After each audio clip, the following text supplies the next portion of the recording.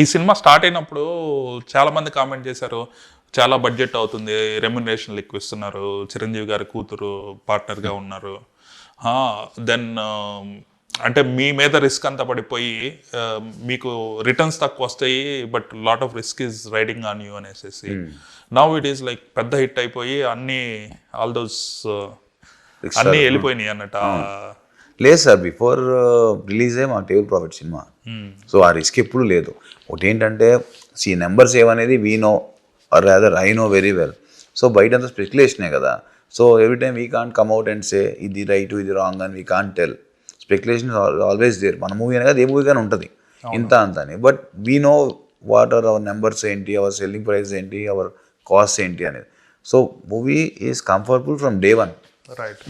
That చెప్పా కదా, నాకన్నా he's very concern about that.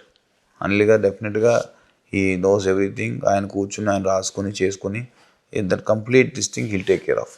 నేను అన్నీ చాలాసార్లు ప్రతి దాంట్లో అంటా, అనిల్ ఉండగా దిగులు దండగా అని, దానికే వాడేదన్నమాట.